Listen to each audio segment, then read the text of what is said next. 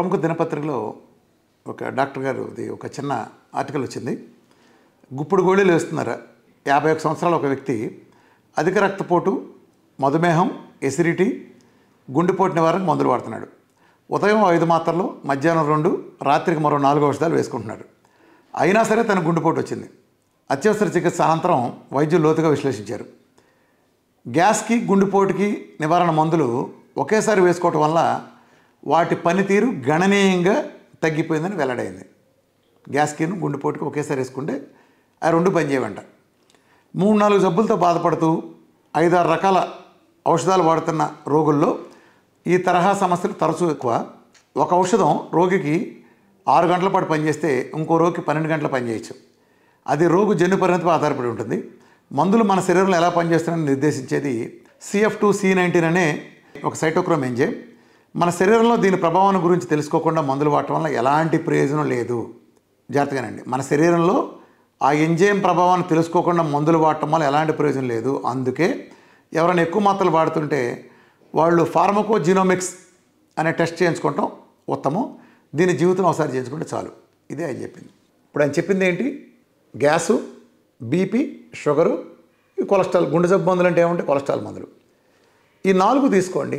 ఈయన కాదు, మన ఈ మధ్య కార్డియాలజిస్టులు అందరూ కూడా జీనోమ్ ఫౌండేషన్ అనే సంస్థ ఆధ్వర్యంలో మీటింగ్ పెట్టి సోమరాజు గారు ఇంకా ఇతర బృందం కలిపి చెప్పింది ఏంటంటే, గుండెపోటు కానీ బ్రెయిన్ స్ట్రోక్ వచ్చినప్పుడు వీళ్ళు దీర్ఘకాలంగా ఇస్తున్న మందుల్లో సుమారు 39% మందికి అవి సరిగ్గా పనిచేయట్లేదు. ముఖ్యంగా కులపు డ్రగ్గులు, స్టాటిన్ లాంటి దీర్ఘకాలం వాడిన పనిచేయట్లేదు. ఇది పనిచేయట్లేదని గమనించకుండా కనుక మెడిసిన్స్ కంటిన్యూ చేస్తే వాళ్ళలో తిరిగి గుండెపోటు కానీ బ్రెయిన్ స్ట్రోక్లు కానీ వస్తాయని సుస్పష్టంగా ప్రెస్ మీట్ పెట్టి మరి చెప్పారు మన సెప్టెంబర్లో అనుకుంటా, కొన్ని నెలల క్రితం. దీన్ని బట్టి ఏమర్థం అవుతుంది? మందులు డబ్బాలు ఒక్కొక్కళ్ళు వేసుకొచ్చేంత మాత్రాన అది సైంటిఫిక్గా అయితే ప్రయోజనం లేదు. ఈ డాక్టర్ గారు చెప్పింది కరెక్ట్గా నిజం. దాని నిదర్శనమే ఈ ప్రపంచంలో MD డాక్టర్లో అఫీషియల్గా ఇచ్చిన మందుల కారణంగా చనిపోయే వాళ్ళ సంఖ్య ప్రపంచపు 4వ లీడింగ్ డెత్ కాజ్. గత 40 ఏళ్ల నుంచి ఇంతే. ఫస్ట్ది హార్ట్ స్ట్రోక్స్ అయితే, సెకండ్ది క్యాన్సర్ అయితే, 3వది బ్రెయిన్ స్ట్రోక్ అయితే, 4వది MD డాక్టర్లు లాజికల్గా ఇచ్చిన మందులు, లీగల్గా, లాజికల్గా, చట్టబద్ధంగా ఇచ్చిన మందుల కారణంగా చనిపోయే వాళ్ళ సంఖ్య. అంటే దీన్ని బట్టి మీకు అర్థమవుతుంది కదా, ఈ మందులు కాంబినేషన్లో పనిచేయవు. ప్రపంచంలో టెస్ట్ చేసుకున్న వాళ్ళు కోటికొకళ్ళు కూడా ఉండరు. ఇప్పుడు కనిపెడుతున్న టెస్టులు ఇవన్నీ. ఈ అంతవరకు వీటి ఎఫికసీ కూడా తెలియదు. చేయించుకుంటే మంచిదే, ఆయన చెప్పినట్టు అది మంచిదే. అంటే ఇంతకాలం చేసిన వ్యవస్థలో మొత్తం భలేగా ఇది ఇప్పుడు కనిపెట్టారు ఈ మందులు పనిచేయవని.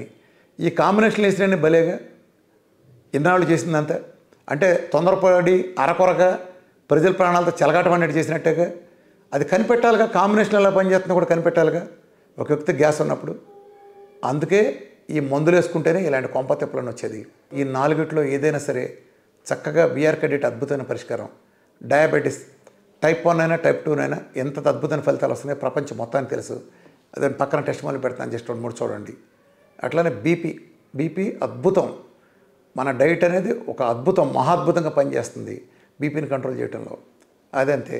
అలానే గ్యాస్, మొదటి రోజే గ్యాస్ ట్యాబ్లెట్లు పారేస్తే దెబ్బ సెట్ అవుద్ది మన డైట్లో.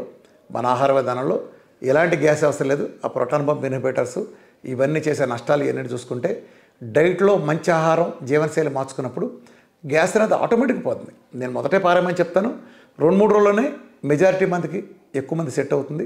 మరి దీర్ఘకాలంగా అల్సర్ లాంటివి ఉండి ఇబ్బంది పడే వాళ్ళకి తప్ప మిగిలిన అందరికీ కూడా మరీ యాసిడ్ రిఫ్లెక్షన్లో సివియర్గా క్రానిక్ ఉండి దానికి కొంచెం టైం పడుతుంది తప్ప 1-2 నెలల్లోనే వెళ్ళిపోయే సమస్యలు ఇవన్నీ మ్యాక్సిమం. అలాగే గుండె జబ్బులకి ఏముంది? గుండె జబ్బుల్లో ట్రైగ్లిజరైడ్స్ 4700 ఉంటే నార్మల్ అయిపోతుంది. ఏదైనా నార్మల్ అయిపోతుంది. చూడండి, టోటల్ కొలెస్ట్రాల్ 980 ఉంటే నార్మల్ అవుతుంది. HDL 100 పైన పెరుగుతుంది. ఏం కావాలి మనకి?